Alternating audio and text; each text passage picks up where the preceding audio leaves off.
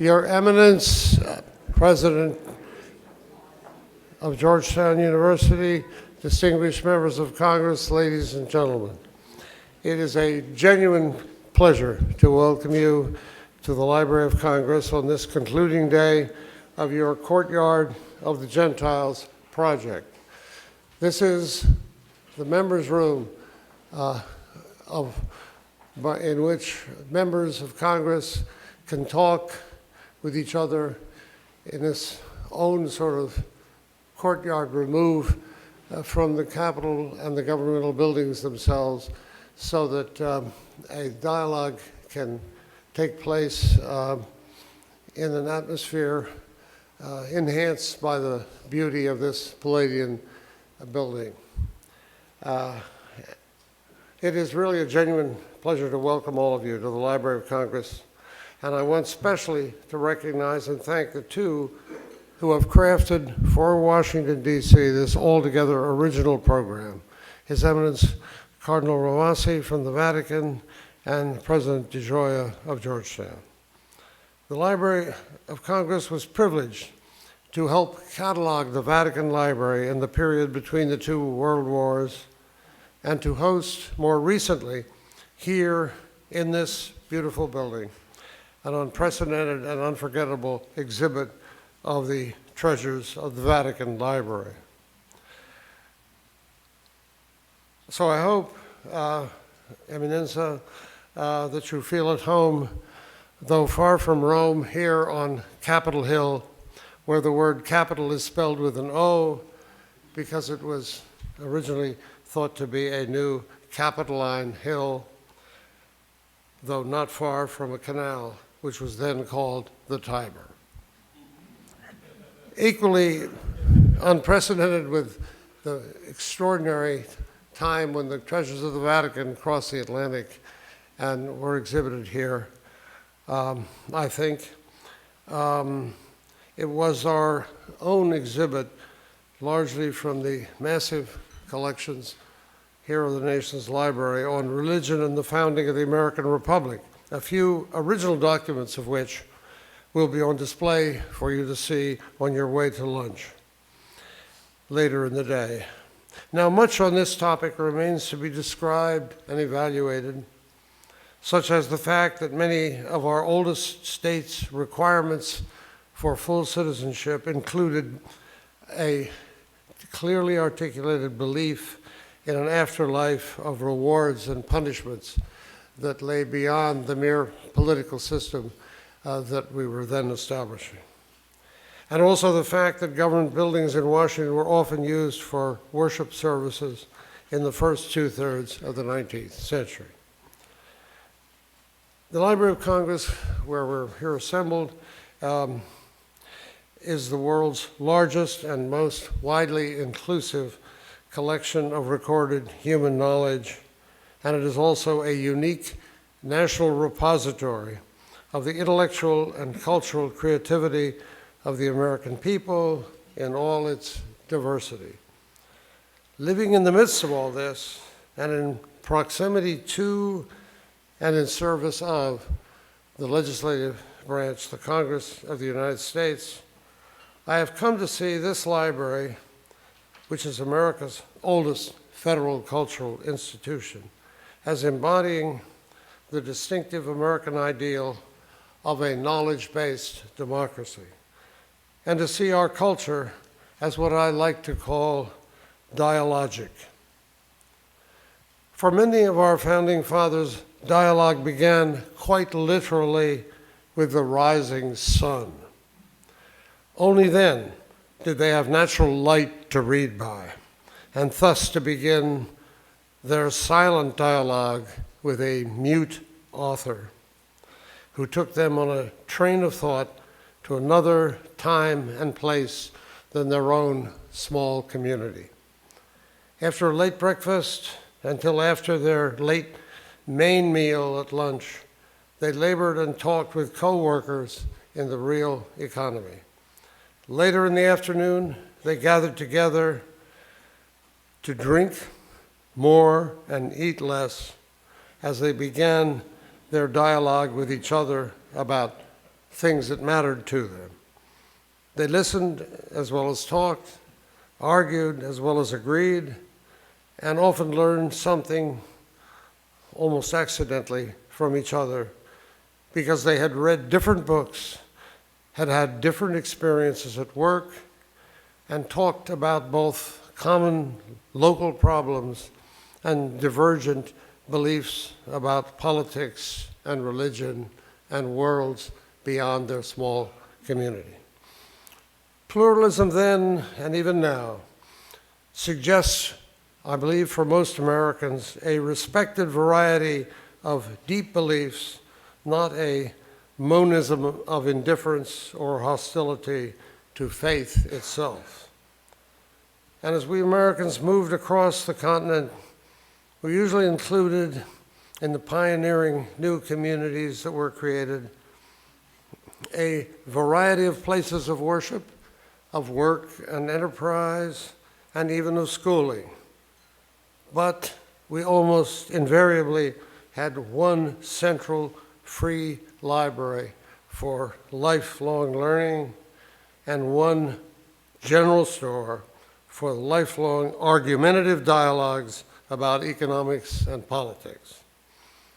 Justin Morrill, the longest serving member of Congress until the late 20th century, got the funds to build this amazing building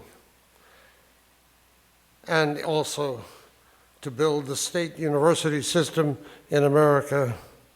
And he accomplished this not primarily through leadership positions, of which he had few, but through one-on-one dialogue with colleagues in the Congress.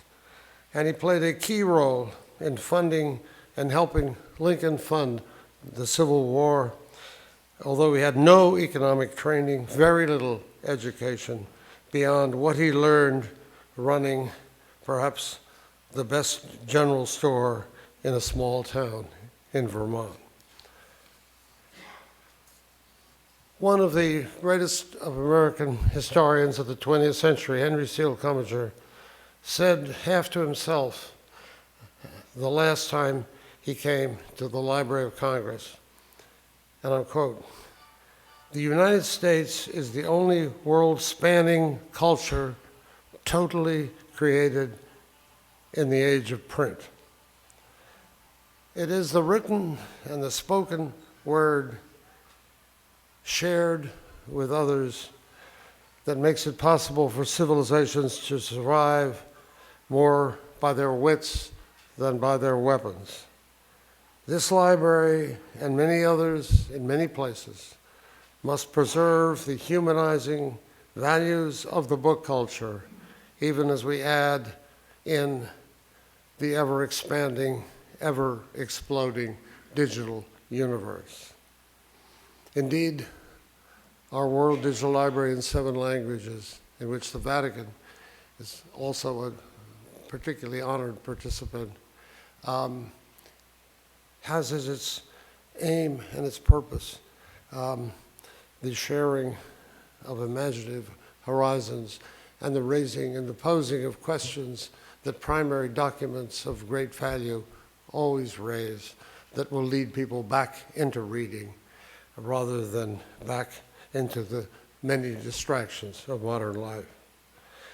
So we wish you well for this concluding session and for the future of such imaginative dialogues by the truly world-spanning culture of the Holy See and by the oldest university here in our nation's capital, spelled with an A-L, but also a university that actually came into being before the United States government began to function.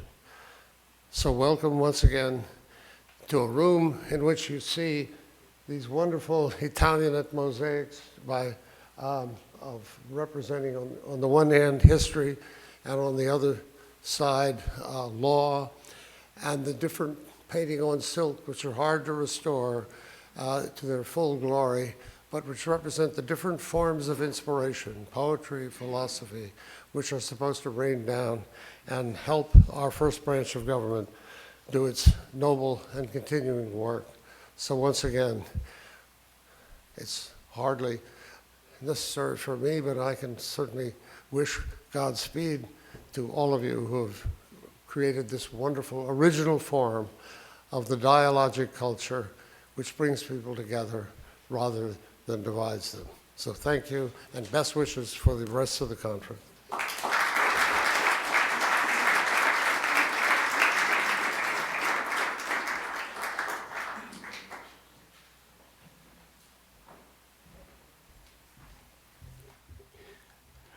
Thank you very much, Dr. Billington. Thank you for your presence here this morning and for providing the opportunity for us to gather in this extraordinary space.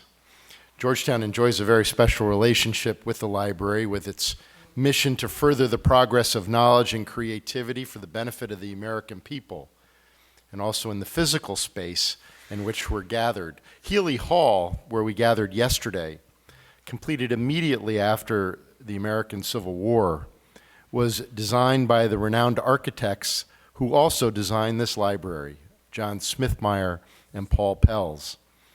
This interconnectedness illustrates an important aspect of our cultural history and a foundational belief of this conference, that we're brought together through knowledge and culture, and that in coming together we have a shared responsibility to work for the common good. So to begin our third day of this conference, I'd like to thank all of you for being here and for your engagement with us this morning. It's a pleasure to continue this time together. I'd like to offer a special welcome to our panelists today. We're looking forward to their perspectives during today's sessions.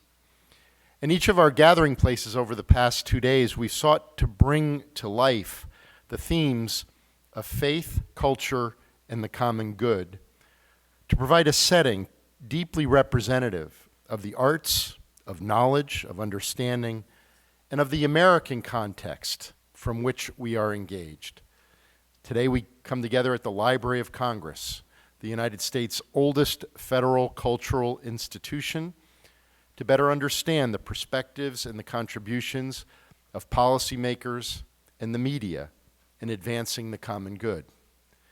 We're reminded, gathered here, of the tensions that have characterized our American Republic, the tensions that make demands of each of us in response to pluralism, to build a commonwealth, and to engage in the hard work of shared governance.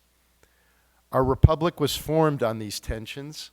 The idea of America, our cultural identity, reflects a commitment both to individual freedom and to the common good. Both matter. Georgetown was founded just months before the ratification of the Constitution. We've grown together with this city and with this nation. And from our earliest days as a university, we've sought to advance knowledge and to prepare students for the responsibilities of citizenship. And we've been wrestling with how to respond to these tensions, these very American tensions, for over 2 centuries. We bring with us the resources of our Catholic tradition, resources that provide the context for us to respect the freedom of the individual and engage the pluralism that distinguishes the American project. A commitment to the common good changes everything. It acknowledges that there is truth to be discovered and good to be realized when we engage in this work together. This discovery, this realization occurs, as Dr. Billington just described, in dialogue with one another, including those with whom we disagree. The starting point is always within ourselves. A commitment to the common good begins in our own interior freedom. From within, out of this freedom, we choose to pursue something that is bigger than any one of us, the good that we can only seek together. Our ability to come together, animated by our own interior freedom, may be best captured in the words that have been a guiding principle of Georgetown since the days of our founding, more than 2 centuries ago. These words are described on our university shield. In Latin, utrique unum, both into one.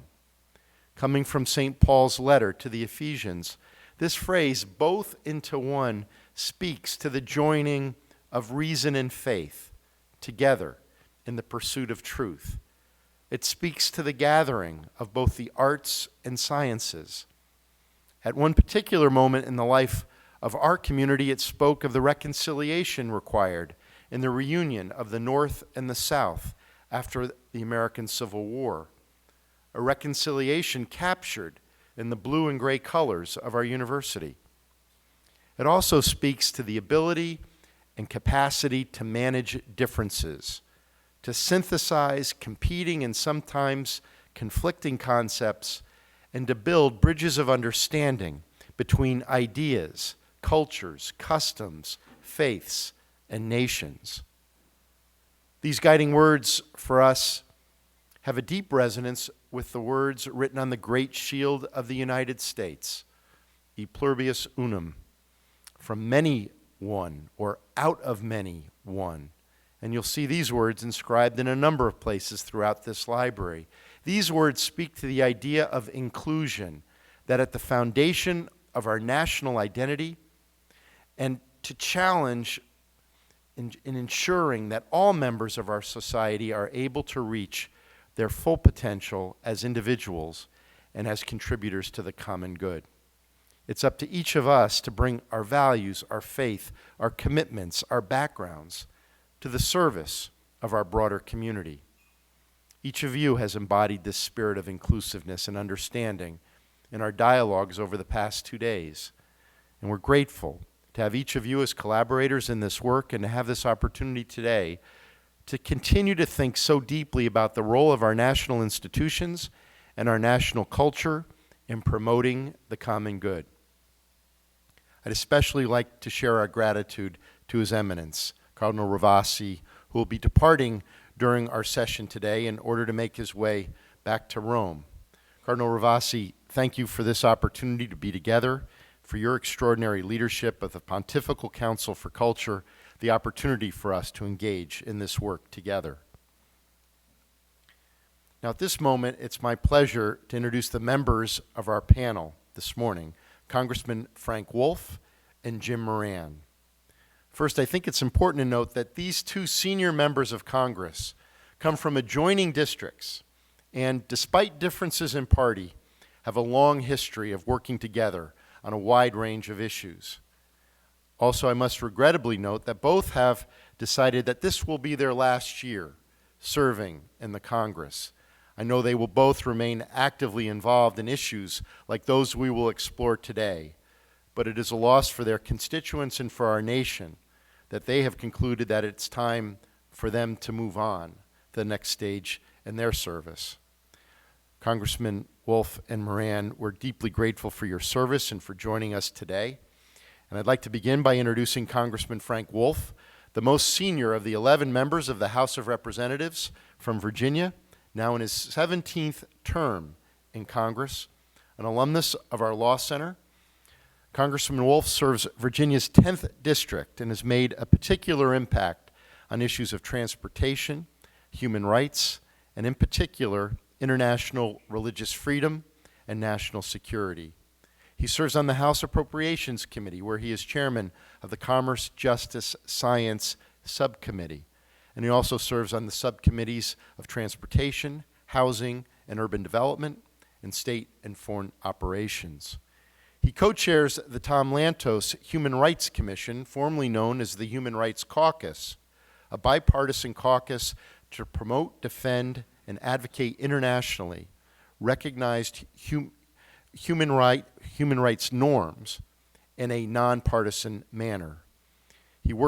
His work for human rights has been recognized by former House Speaker Nancy Pelosi, who has called him, quote, an unmatched leader in his commitment to human rights.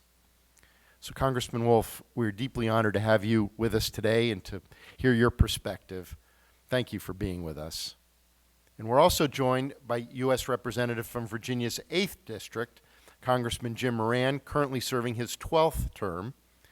2 decades ago, Congressman Moran co-founded and later co-chaired the New Democrat Coalition, a coalition of moderate Democratic lawmakers.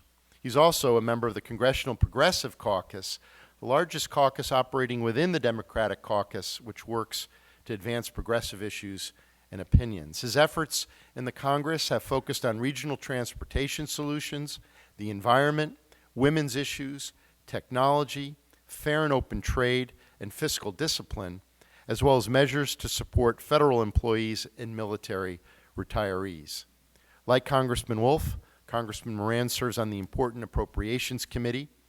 In 2012, Congressman Moran was recognized as a, quote, problem solver, close quote, by the bipartisan grassroots organization No Labels for his continued willingness to work across the aisle and find common ground with members of the opposite party on important issues. Congressman Moran, thank you for being with us today and for sharing your insights and expertise. And to moderate our panel this morning, I have the pleasure of introducing Georgetown faculty member and one of our leading public intellectuals on American politics and culture, Professor E.J. Dionne. A longtime reporter and opinion writer for the Washington Post, Professor Dionne, the columns of Professor Dionne appear in more than 200 media outlets nationally and internationally. His 1991 best-selling book, Why Americans Hate Politics, has been called by Newsday a, quote, classic in American political history. Won the Los Angeles Times Book Prize, was a National Book Award nominee. The author of 5 books, he recently published Sold Out, Reclaiming Faith in Politics After the Religious Right, and Our Divided Political Heart, The Battle for the American Idea in an Age of Discontent. He also serves as the series co-editor to the Pew Forum on the Dialogues on Religion and Public Life, as a professor in Georgetown's McCourt School of Public Policy, as a senior research fellow at our Berkeley Center for Religion, Peace, and World Affairs. Thank you, EJ, for leading us this morning. I'd now like to welcome the members of our panel to our stage.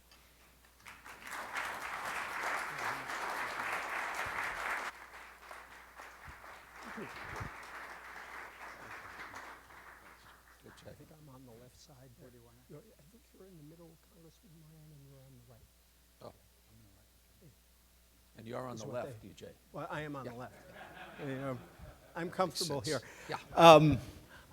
The first thing I want to say is thank you to Cardinal Ravazzi for organizing these events. I think it's worth noting that this is an initiative that began under Pope Benedict, but in so many ways reflects the spirit I think so many of us see in Pope Francis.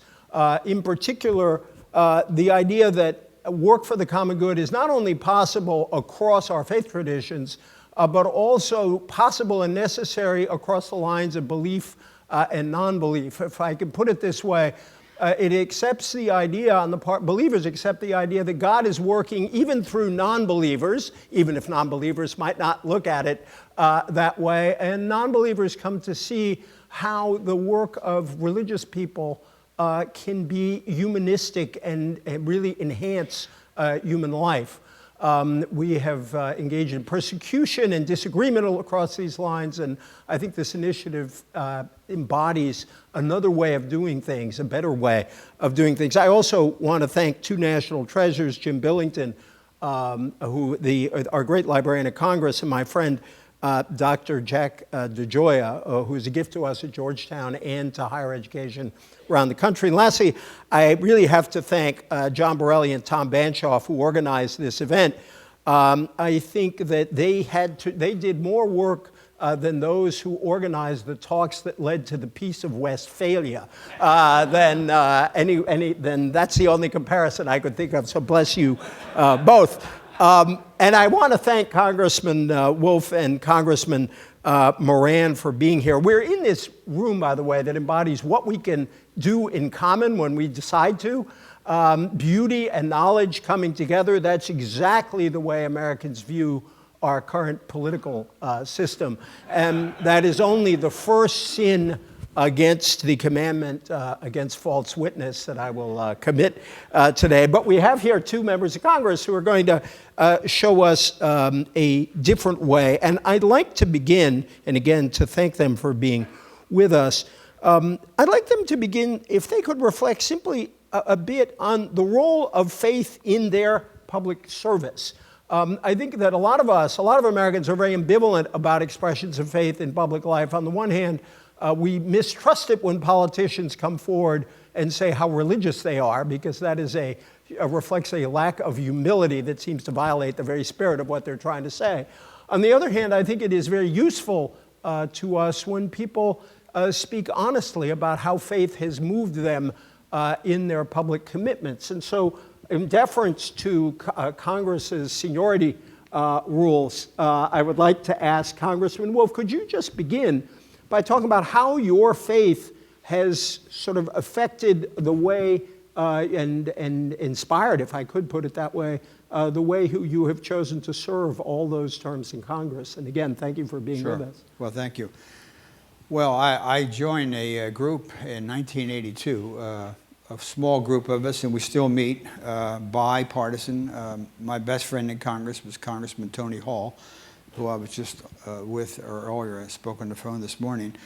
We come together around the teachings of Jesus. I am not suggesting but I attempt to follow Jesus. In fact, many times rather than would say Christian, non-Christian, we attempt to follow what Jesus said. And Jesus said we feed the poor.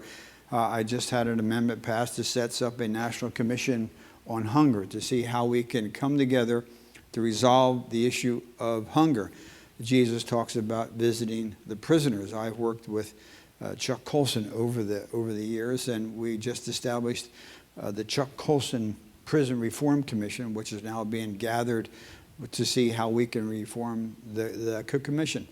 And by ending, I believe that, the only one that really knows my heart is the Lord, my wife and God. But I believe at the end of my life, which I am closer to than I am to the beginning, I will be held accountable to a certain degree as I stand before the Lord. And so I have attempted to take the principles, and Tony and I and the group meet every Tuesday at 4 o'clock in the Capitol in the little chapel, and we have attempted to hold each other accountable. Iron sharpens iron.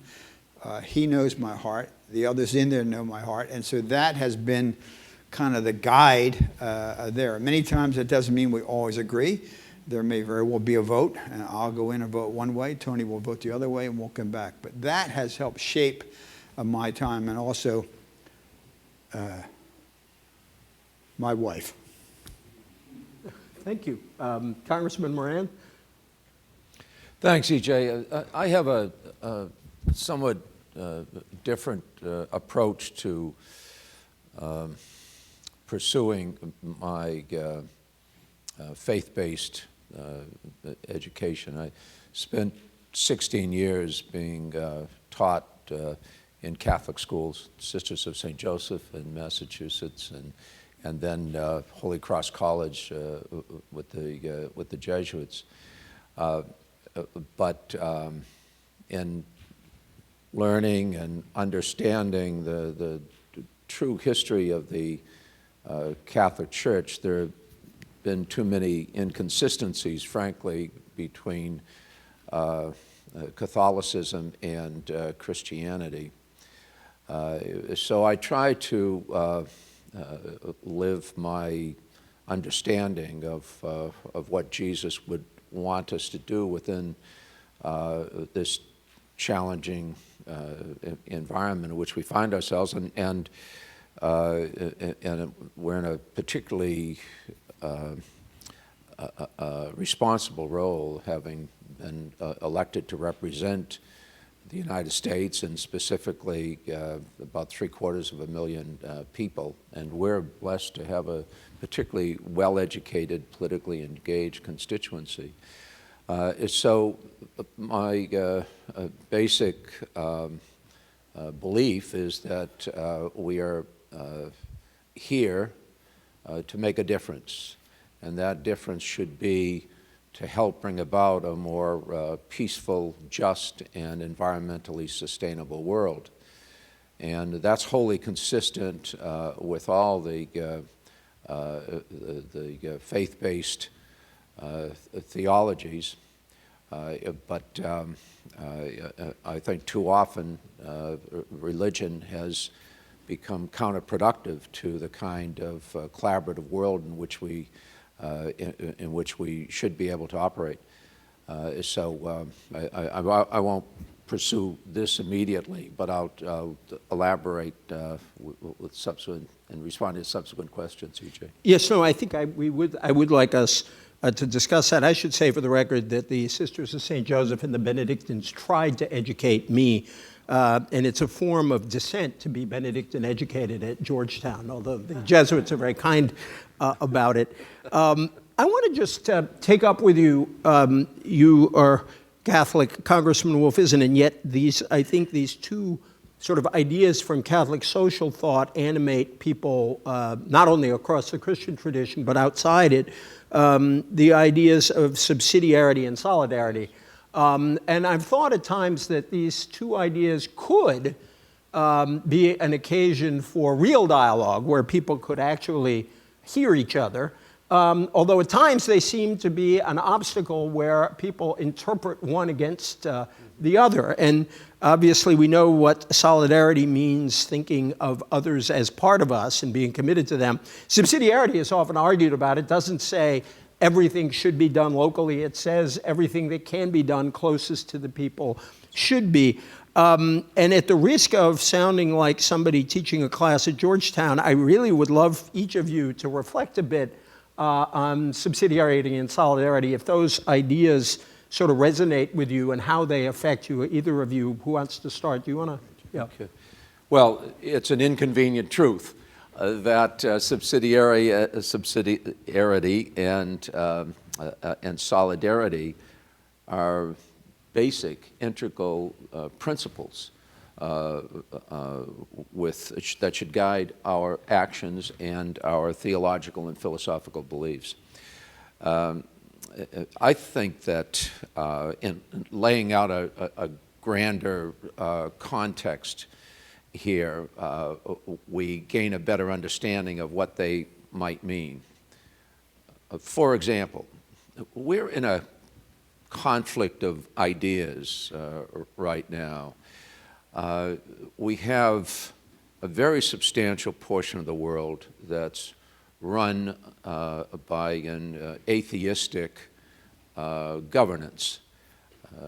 China is trying to make communism work, trying to make a planned economy and a collective society work for the benefit of everyone. Russia is relatively trying to do that themselves. And we're trying to show that a free enterprise capitalist economy is the best way to achieve what really should be similar objectives. I think we need to try harder, frankly, because China particularly may well be winning this conflict right now. We need to underscore the fact that governance where the individual is dispensable, indistinguishable, and of value only as part of a collective is counter to our most basic beliefs as human beings, that all life is precious, is priceless, and is capable of doing almost limitless things, accomplishments. They can't afford to believe that. The Russian dictatorship, for somewhat different reasons, can't afford for their people to believe that either. We, on the other hand, profess that all people are born equal, of equal, priceless value, and that unique, priceless individualism is what motivates and guides our system of governance. But in a capitalist society, if you're not careful, you wind up treating individuals almost the same as a communist Politburo treats them. If those who benefit from a capitalist society are primarily and almost exclusively those with the access to wealth, to superior education and individual contacts, and others can be easily exploited to maximize the bottom line, profit and loss, then we wind up diminishing the individual and acting contrary to what we profess to believe in. There's a movie, it's not worth watching, but the concept is pretty good. It's called Elysium. It was put out recently. I saw it on a plane back from overseas. And the concept is that there's a space station, and the elite that have profited from a capitalist economy live there under controlled conditions.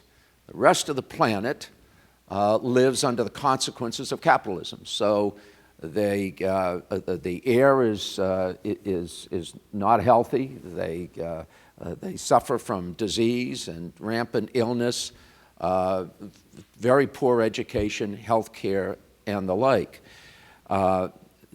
That's the movie deteriorates subsequently after laying out the plot, but it's an interesting plot because when 5% of our society will increasingly control the benefits of a capitalist economy and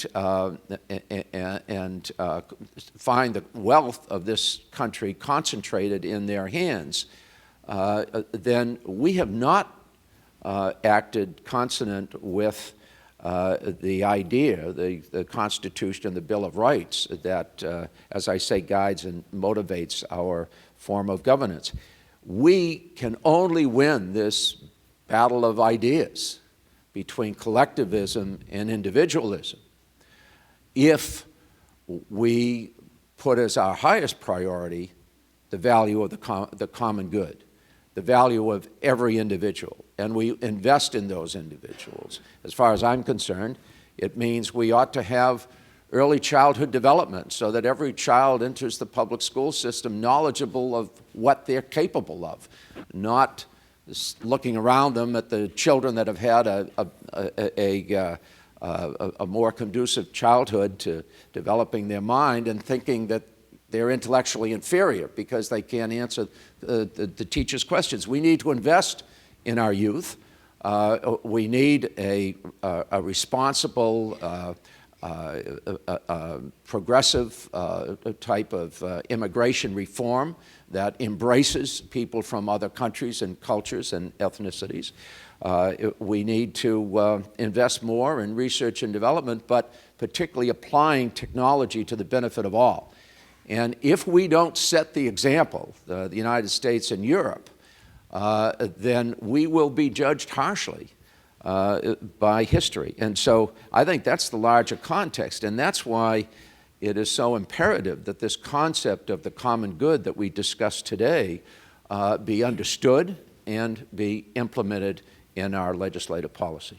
Thank you very much. And it is an act of charity whenever anybody describes a movie that's more interesting to describe than to watch. Did so you see thank you that? for that. I did not. Oh, it was a horrible movie, but the concept was wonderful. Yeah. Matt Damon. Yeah. Congressman Wolf. President Reagan said that the words in the Constitution and the words in the Declaration of Independence were a covenant, not only with the people in Philadelphia in 1776, my hometown, or in Philadelphia in 1787, but they were a covenant with the people in Tiananmen. They were a covenant with the people in southern Sudan. They're a covenant now.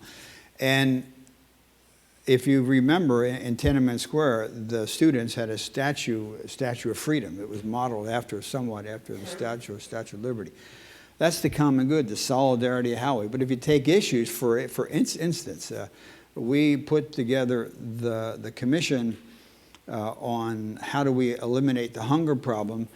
It'll be a national commission, but the level for solving hunger will not come from the USDA. It'll come from every corporation having a food drive, every Rotary Club having a food drive, every school having a food drive. It'll come from corporations donating trucks, freezer trucks to go to every restaurant, every school. What does Georgetown do at the end of the day with its food? What does every Fairfax County school do? What do they do when there's a snow day and the milk's ready to spoil? Connecting in, every governor have a person on their staff at the local level to say, okay, if there's a food problem here in the valley, we can do. So I think the problems and then the level it will come from, the same way in the prisons. We're going to have a national prison reform commission named after Chuck Colson, who could have gone out and done amazing things, but dedicated his life for prisoners.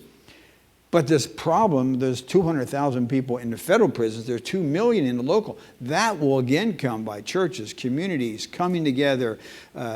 So I think you can look at it from a solidarity at the national, but the local level, much of that will be, that's where the real solution will come. Could I ask you very briefly, both of you, because something Congressman Wolf said, I think really joins this issue. When Congressman Moran said we are in a contest of ideas, I thought he was going to start talking about the United States of America and not go where he went. And what Congressman Wolf just said, I think reflects it's almost a schism, if I can use that word, among religious people, and particularly Christians, in their attitudes toward how we are to fulfill our responsibilities to the least of us.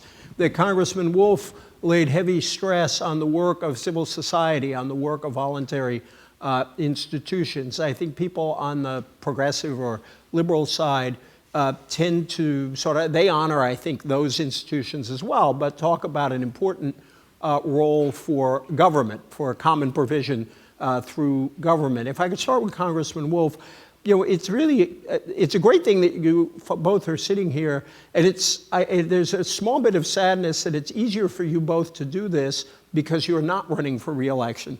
And that I think this fight that we're having on these fundamentals is making it very difficult for people of goodwill actually to reach agreement on things. I wonder if you could talk about this division on government's role versus the role of civil society, and then Congressman Moran. Sure. Well, one, leaving Congress, but I am the only member of Congress who has published my entire voting record on every issue since I've been in office, so everyone knows. And let me just say something. I told Jim this the other day, and I want to say it publicly, because if you say something to a person privately, I think Jim has one of the most courageous voting records in the Congress. He has voted ways, not that I've agreed with him, but he's voted on some of these issues that has taken a lot of courage. So I think, honestly, you're going to get the same answers from Jim and hopefully from me that we would have gotten if we were running, again. The food stamp issue was the whole thing. I voted against the food stamp cuts. But I knew that was not the way to ultimately resolve the issue. The issue is going to come at the local level, and it sort of got polarized. Our nation is polarized. We are. Probably more since I've been here in 34 years. Less relationships in the institution. Jim and I are friends. We like each other, but less today than you've had. We're polarized too, partially because of technology, the internet, the Twitter accounts, the Facebooks, the Fox News, MSNBC, and so these issues are really hard to really get a discussion going. And I don't want to I went on a show. I'm on Appropriations Committee, and I was the author of the Baker-Hamilton Commission, the Iraq Study Group. I just felt we had Baker and Hamilton, two great people. Jim knows them both, and I thought that made sense. So I put in an amendment to have an Afghan-Pakistan study group.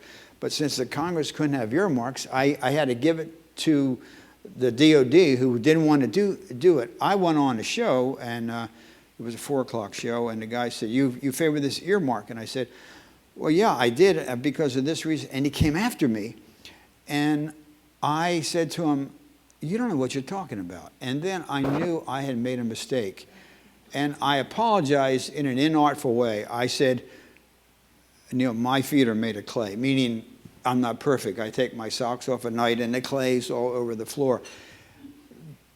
My office for 3 days, we were bombarded. My staff would come in and say, Mr. Wolf, you don't know what they're saying about you. People are saying, feet of clay. What? I mean, 3 straight, and then it died down, and then it came back up on a Friday. It is scary. So when you are in that type of environment, that 30 minutes after you say something, you're attack. It's hard to come together for the common good. That was a very uncomfortable week. Very, very uncomfortable. And so we are at that point. I don't have the solution, but we are at that point that it's very difficult to have the discussion because somebody, as Jim will give you a candid comment, and you're going to have to deal with it because the electronic media and the internet changes the whole dynamics. Jim. Yeah, well, he was a jerk that didn't know what he was talking about, Frank, and you were absolutely right. This is called solidarity, I think. But let me talk about subsidiary. Having been mayor of Alexandria, my inclination is to believe that we are governed best at the point where the rubber hits the road, where people have the most direct personal contact with their representatives. But it doesn't work without a strong federal government. There has to be balance. For example, education, which is the key to people being able to realize their full potential. 70% of it is paid by property taxes. Well, where are the property? The best schools are going to be in the neighborhoods that can pay the highest property taxes, who have the highest assessed property value. So those schools are great. So Fairfax and Montgomery County are going to have great schools, Arlington, and so on. The federal government needs to come in to urban areas that have very low levels of property taxation, like Detroit, for example, today. It needs to go into Rust Belt communities of the Midwest where manufacturing has left and make up that difference so that we show we value everyone regardless of the happenstance of where that child happened to be born. We need to invest in the entire community. Now, I read de Tocqueville, and he's absolutely right that these private social groups that come together spontaneously are terrific, and they do great work. But we are a pluralistic society, and most of those groups take care of their own. Even the pioneers moving westward, they were in groups, clans, if you would. If it were in the desert, they'd be tribes. But they knew each other. And it's easy if in the Scandinavian countries and so on, where everyone is pretty homogeneous, it works beautifully. But we, by our nature, are defined by our pluralism. We embrace everyone not because they look the same or believe the same or act the same, but because they buy into this concept of individual rights and equal access to free speech and government resources. So I think the federal government has to play a role in equalizing the level of opportunity that is available in education, in physical infrastructure, in all the job training, and even in the feeding programs. The food stamps primarily go to people who don't have a job, don't have much access to a job, and it's a subsistence program. I wish we could do more to get them the kind of employment that they need. And in the meantime, we do these very ineffective programs like unemployment compensation and so on that are just subsistence programs. What we need to do is a more robust array of programs that invest in our human infrastructure. But here we have a budget today, $3.9 trillion, call it $4 trillion. 1 trillion, 1/4 of it, is used for investment programs, and more than half of that goes into our national defense and homeland security. So we have an increasingly decreasing share of our national budget that actually is used to equalize opportunity throughout the country in a very diverse and pluralistic economy. And that's why I think the government has an essential role to play, and we are playing less of a role every subsequent year in meeting what I consider to be our obligations toward the pluralism and the needs of the society. I want to ask kind of parallel questions to each of you. To Congressman Wolf, we were talking before, you are going to devote your time out of Congress. It seems to be your vocation, if I can use that word, to the cause of international religious liberty. And I'd like you to talk about that work that you've done up to now and what you're looking forward to. And I want to pick up, Congressman Moran, on something you said earlier, because I do think there's truth in what you said when you said that religion has been both productive but also counterproductive in American public life. And I'd like you to pick that up. But I'd like to start, if I could, with Congressman Wolf on the work you've done and plan to do on this subject. Sure. In Ecclesiastes 4:1, it said, "Again I looked and saw all the oppression that was taking place under the sun. I saw the tears of the oppressed, and they have no comforter. Power was on the side of the oppressors." And one of the first things that Jesus said from Isaiah, he said, "The Spirit of the Lord is on me because he has anointed me to preach good news to the poor. He sent me to proclaim freedom for the prisoner and recovery of the sight for the blind, to release the oppressed." I took a trip with Congressman Hall in Romania in 1985 that changed my life, and Tony asked me to go to Ethiopia during the famine, which changed my life. We have worked on these issues. I was the author of the Religious Freedom Commission, which it's part of our policy to always think in terms of religious freedom. We have the Religious Freedom Ambassador. I'm on the Tom Lantos Human Rights Commission, and this issue needs to be addressed. To give one example, on my first trip, when the war broke out, I went to Iraq. The administration wouldn't let me go, so I flew to Kuwait and got in an automobile with an NGO, and we went to a place called Nasiriyah. Nasiriyah is Abraham, More biblical activity took place in Iraq than any other country of the world other than Israel. Abraham, Esther for such a time like this, Rebecca, the 12 tribes lived there. Jonah, Nineveh, Ezekiel is buried there. Daniel, the great man of the Bible. The Christian community in Iraq has gone from 1.5 million down to roughly 200,000. We are seeing the eradication of people of faith in the Middle East. So I have a bill in which passed the House, 401 to 20, to set up a special envoy to advocate for Christians and other religious minorities in the Middle East. The Baha'is are having a very tough time in Iran. The Ahmadis, an offshoot of the Muslim faith in Pakistan, cannot vote.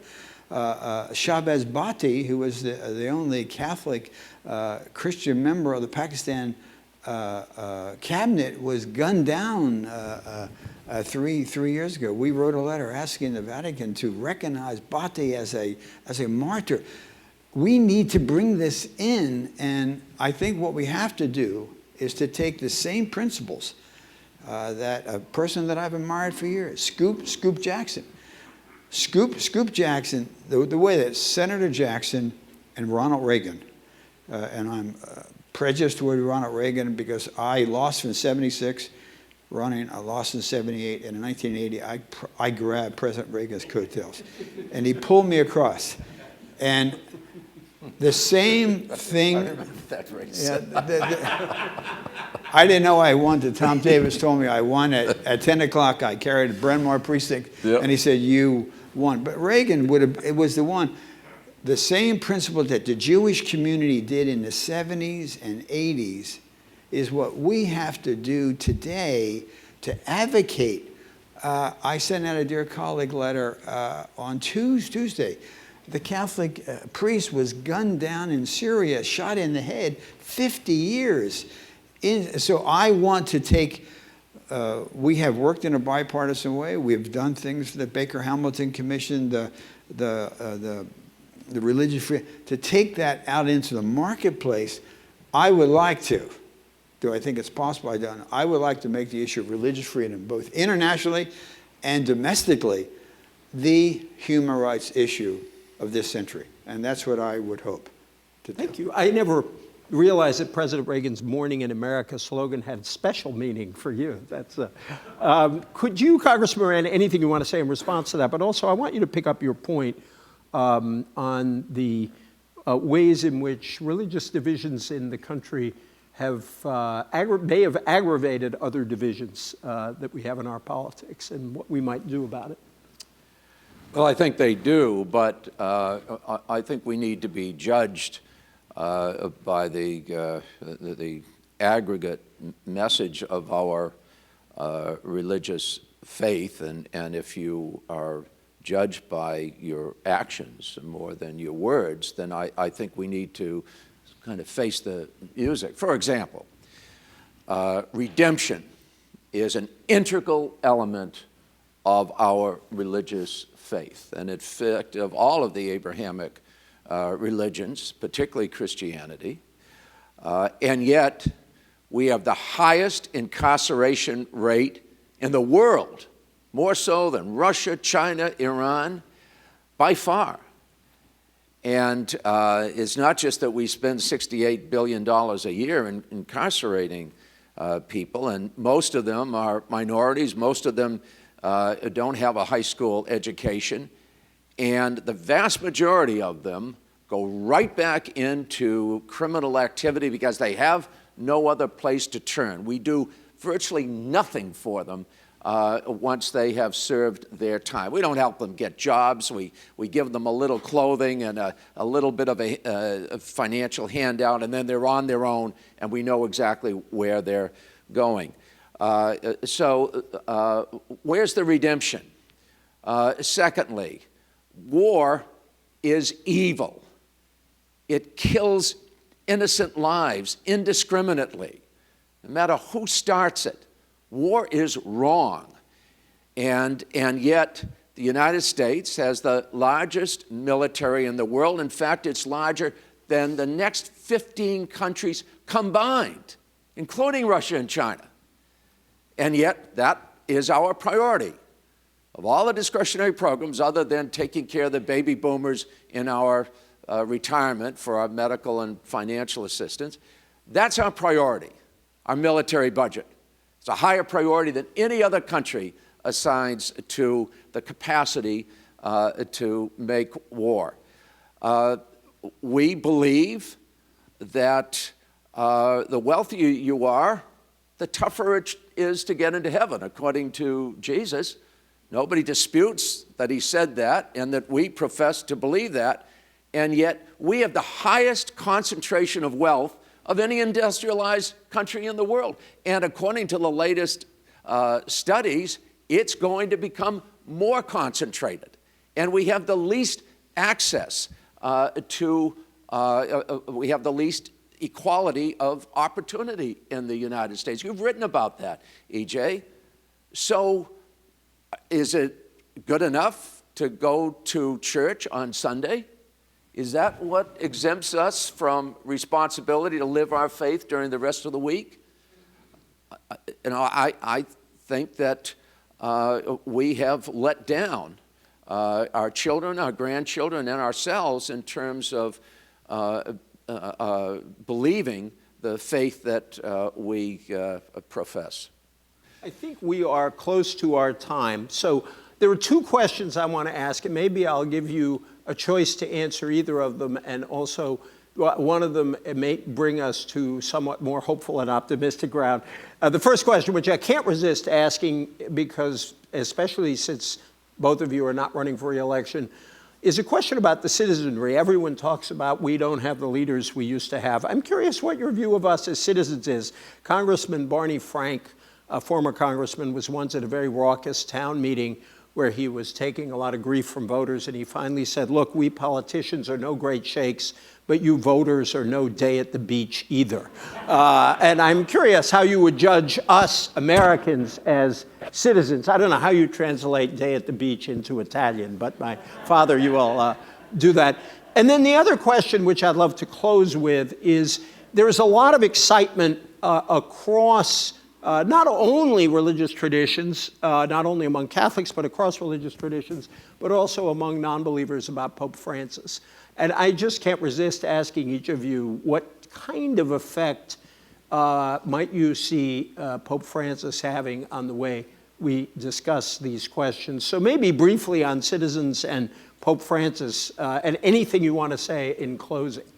Well, I think Pope Francis is viewed very, very positively. I think there's an opportunity, but my sense is that he's just expressing the message of Jesus. And I was very appreciative of the Vatican, Pope Francis the other day in meeting when he met with President Obama to raise the issue of the persecuted church. I think there's a failure in the West to kind of embrace this issue and see it. But I think he's been a very positive, and I think it's been helpful.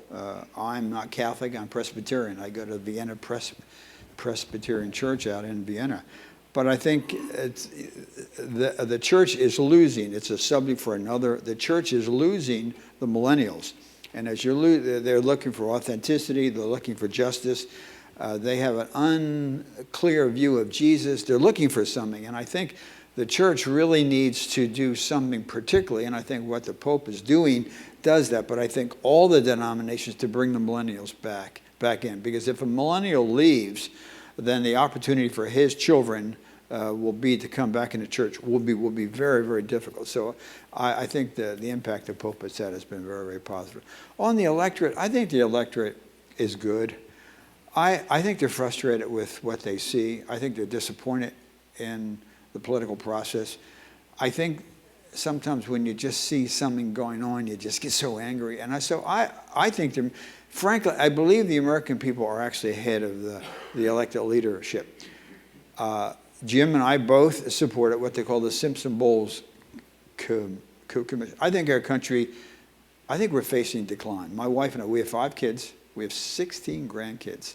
And I think this nation, $17.5 trillion debt, it is growing. It is. And so I think what Simpson-Bowles did, while not perfect, offered a kind of a bipartisan. Jim voted for it on the floor. I voted. I think we had 78 votes the first time, 81 the second time.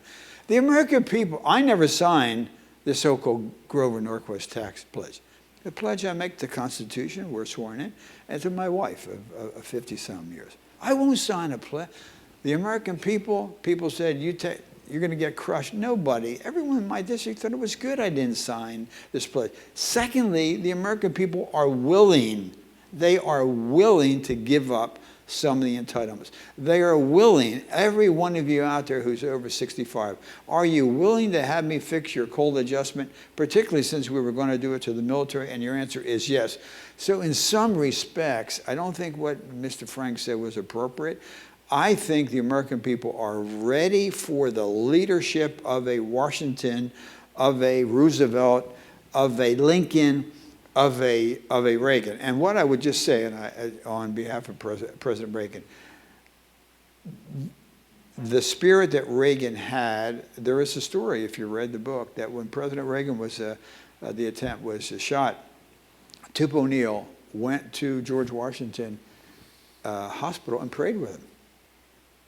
So some respect, I think the American people are expecting more, and we're going to let them down. They are ready for leadership. And they know, the last comment I would say, read Neil Ferguson's book, Civilization. He teaches at Oxford, he teaches it, I think, at Harvard. He said, when great nations decline, and we are a great nation, they decline rapidly. We're not declining, but we are facing this reality. And when I go into the high schools and I ask the young kids from McLean to the Shenandoah Valley, how many of you believe the Social Security system is sound and will be there when you retire? In the last 4.5 years, only 2 kids, one from Hanley High School in Winchester and one from McLean, raised their hand. The young people know, the American people know, and they're expecting, and I think it's an opportunity, but I'm more critical of those in than I think of the American citizens. But thank you very much. Briefly, Congressman Moran. Yeah, we're not paid to be brief, but I'll do what I can, EJ. I'm not. You're in the House. Not that we're Senators are paid not much, paid so to you be get brief, you get what you pay for. we count on I'm you afraid. guys to be brief. I'm not sure Ronald Reagan could make it through the Republican primary process today, but with regard to Pope Francis, he's restoring my faith. And so though he will never know it, he is playing a pivotal role in my own spiritual life, and I will be forever indebted to the College of Cardinals that elected such a great spiritual man. With regard to the people, you know, one of the nicest things about retiring is that you can go into a room and you can, rather than having to assess everyone as to how much they like you, or they can contribute to you, or will they vote for you, I can look at a room and decide, how much do I really like these people, you know? Now, one of the problems that we have today is that too many, I think, Americans live in echo chambers. Liberals in this area will get up, they'll read the Washington Post, they'll listen to NPR on the way in. That's what I do. I consider it to be independent and thoughtful, but conservatives consider it to be too leftist, and then we'll turn on MSNBC at night and so on. Conservatives will read the Washington Times, they'll listen to Rush Limbaugh or Clear Channel on the radio, and they'll watch Fox News. It's interesting at the gym. You know, you walk in, and while we try to be as friendly as we can, one of the contentious things is what TV channel is going to play. Is it going to be Fox, or is it going to be CNN or C-SPAN or MSNBC? Because we can now, because of technology, live in our echo chamber. So let me conclude on a positive note. Georgetown University's School of Public Policy can play a role of great consequence in the change in direction that this Congress has to undertake. We need to have a graduate school of public policy similar to what the Kennedy School used to do until the Republicans thought it was infiltrating too many of their minds, and they killed the idea of going up there for a couple of weeks of orientation. Georgetown's right here. We can sponsor debates. Members like to get into debates. They actually do like each other when they get to know each other. Even do debates in the classical fashion. Give Democrats the responsibility of making the conservative argument and vice versa.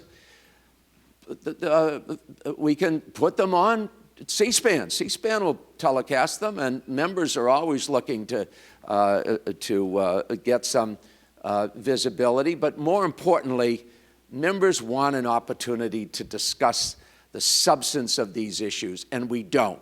We get 1 minute to talk on it, and the more important the issue, the less time you have to discuss it, and we don't have debates.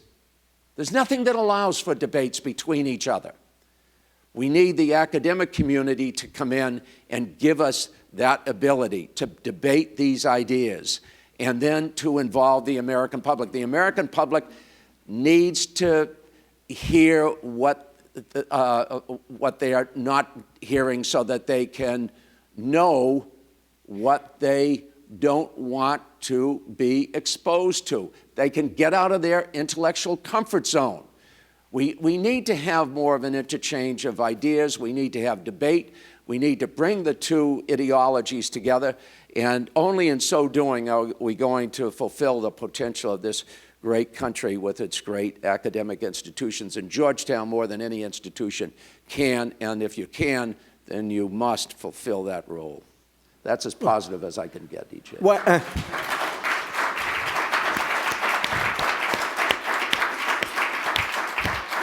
I have to say that I like any member of Congress who thinks Georgetown is key to solving our nation's problems. I want to tell Congressman Moran he is wrong about one thing, which is Pope Francis will know that he has affected the faith life of a member of Congress because Cardinal Ravasi is going to tell him. Lastly, I just want to say there's a wonderful line from Pope Francis that I think describes what we need to do in our politics. He said that the thing that the church needs most today is the ability to heal wounds and to warm the hearts of the faithful. And I hope both of you take that out to private life and bring it back to politics again. Thank you. It's the definition of tikkun in the Hebrew religion. Thank you so much for joining us. Thank you so much for giving this opportunity.